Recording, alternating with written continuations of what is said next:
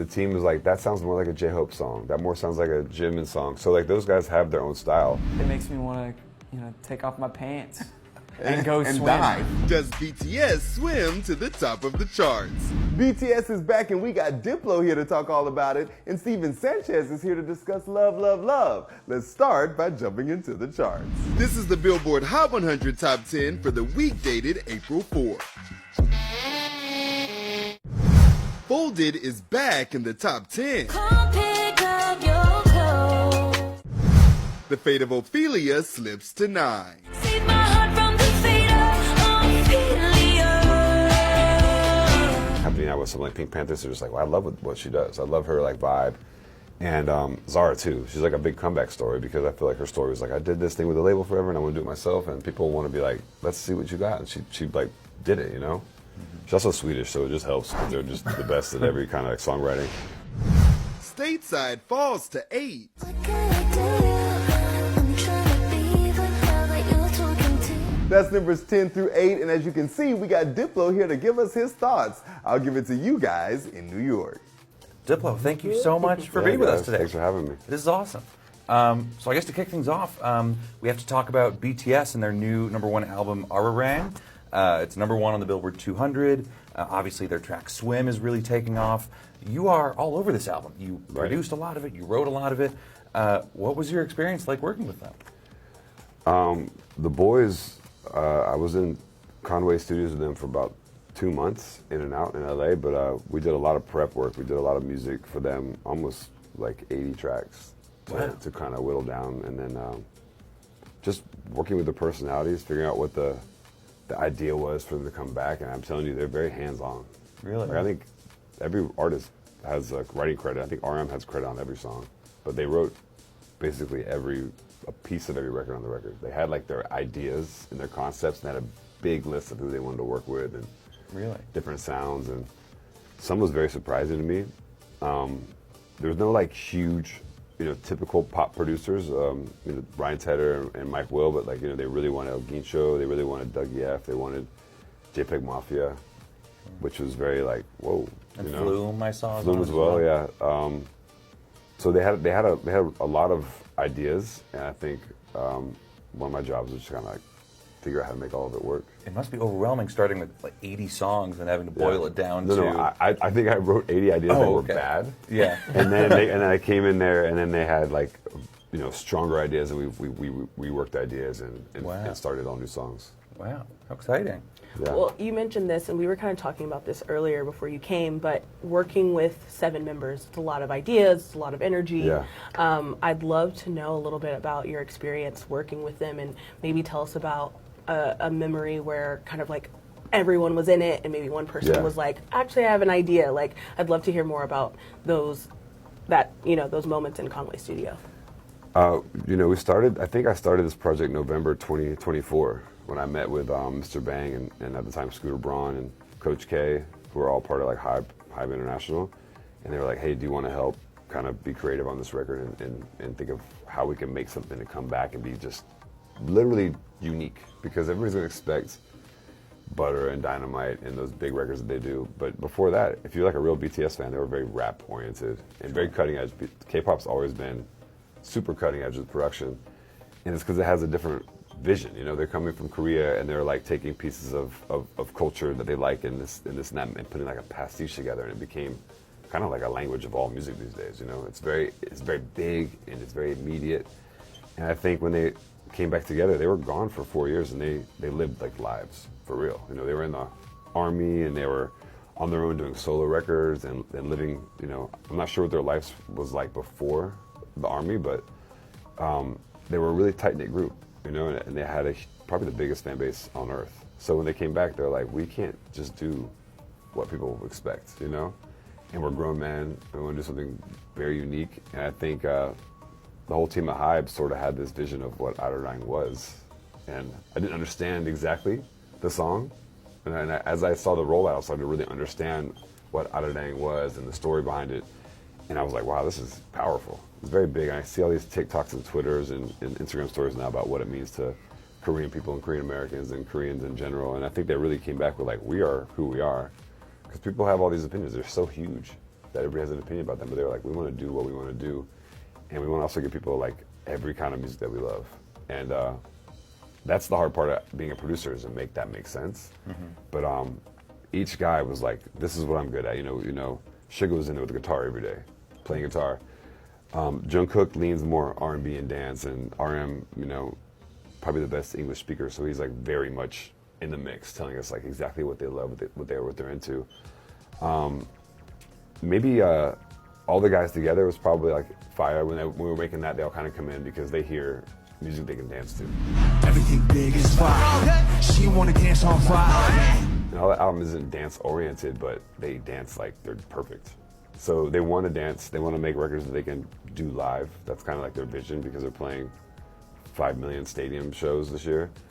So I think that they know exactly what works, what their fans like, and I think their fans will follow them anywhere because they're really good at what they do.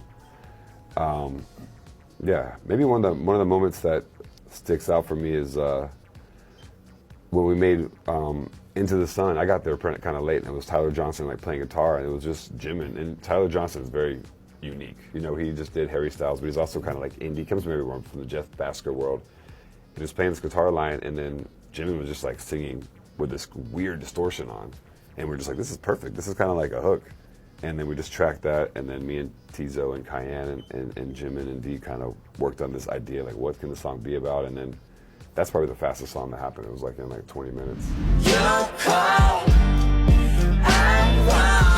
What's your history with K-pop in particular, since as a producer you probably saw on the cutting edge of it? When did you first get into it? Who are some of the artists that really got you inspired to that, and what are you learning from that culture that, you know, has helped your own career? Gangnam Style came out. That was like, what's this? This is crazy. Like that was the biggest record of all. Maybe that's the biggest record. You would know. You work at Billboard, guys, but it's probably like up there with Despacito, like the biggest record of the last 100 years. It was the most viewed video on YouTube for a while. Yeah, it's got 5 billion. I think it might be like 5 billion views, but I was like, okay, this is different than I don't know what's going on anymore. This is just crazy. It's like a take over the world type of thing, and it seems like a lot of times Korean artists, because that was a mix of that sort of that David Guetta kind of early EDM world, and I was like, those guys really took it and made a humongous record for the world, and it's in Korean, and we are all dancing to that song in America. So it was like, that's anything can happen here, you know. Then I just was working on my own projects, did so many things after that, and I think, I don't know, I came back working with Jenny on her album, and we made a record called It's Jenny, and it was just like kind of the lead off track for her project. And I worked with her in the studio just for like a couple weeks, just trying to figure out because the Blackpink ladies all went solo, and they had to find like their vision and their identity. So I just made a record that I thought would be, you know, cutting edge for her and that you could dance to, and that became a really big record. Yeah. In fact, I was doing some BTS work, and I went to Korea to meet the team, and I had a night off, and I just went back to meet Teddy, who works with YG in Black Label, and really late night, and I played him a demo I had, a Major Lazer song, and it ended up becoming Jump, the Blackpink single, and that was like all during the BTS sessions, but I just was like, let me just try to go to Korea and see what's going on. So I always feel like Koreans in K-pop in general are very progressive, and like they'll take chances. You know, they love to be crazy, heavy, because they can always negotiate what the pop aspects are. I'm more of a producer, just like, how do I make the most outrageous music and make it make sense? Crazy how many hits that man has worked on. We have more Diplo to come, but for now, let's jump back to number 7 through 4. Olivia Dean is up to number 7. Easy to fall in love. Golden is down to 6.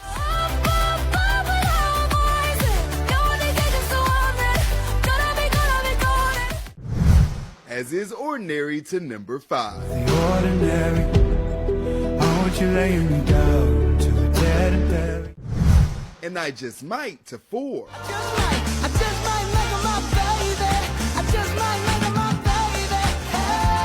Hanging out on the Hot 100 show with Steven Sanchez. How you doing, my friend? I'm doing great, man. Yeah. Actually, I always like to ask people this. Do you watch the Billboard charts ever? Is it something you see or notice? Yeah, I mean, it'll pop up on Instagram every now and again, and I'm like, oh my gosh, they're up there. I'm like, oh my gosh, they're up there. I think we were up there maybe once, I don't know.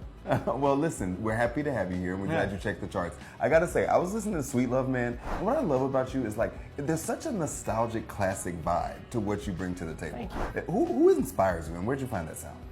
I mean, I think for this record in particular, you know, my grandparents played a huge role in my musical taste, and so I think like experiencing that along with their own love story that I got to experience, it just inspired a ton of love songs from that. I mean, I feel like you just put a lot of pressure on your own love life, though, to have like this inspiration, no, of your grandparents? No, I got a wonderful fiance now in my life that reflects the love that I experienced when I was growing up, you know, in the best ways, and so it's chill. It's really good now. Yeah. Okay, well, no pressure. Well, the second single, Love, Love, Love, also Yeah. the name of the album. So why did Yeah. you decide that was going to be the one that titled the project?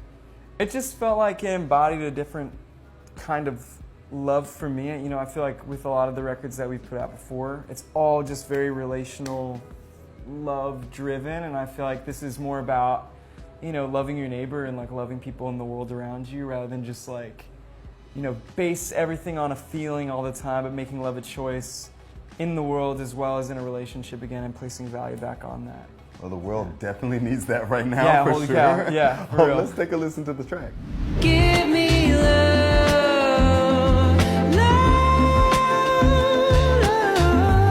Absolutely love the track, man. Thank and you. also, you're going to be taking it on the road. I love that you did North America already, but Yeah. the UK, Europe, man, are you excited to go over there? Yeah, I'm stoked. Yeah, we hadn't gotten to go over there in a little bit of time, and I love playing shows there. It feels like the culture is really nice, just because, yeah, it's just so alive. Everyone's out and about. They're either at a brasserie in France having some wine, or you know, at a pub in the UK. So it'll be What's a good your time. favorite city, or like a city you haven't been to that you're excited to see over there? Ooh, I'm excited to go to Glasgow. I've never been there. What's Glasgow? the vibe there? Yeah. Glasgow? Glasgow, We're- Scotland. see, we're Nashville, Georgia. We don't know. What we're I don't seeing. know. I don't know anything. But yeah, I'm excited to go there. Apparently, they got good pubs and a good like chicken pie or something like that. Well, you're gonna have to give me your review on that when you get Yeah, back. I'm excited. It'll be really good.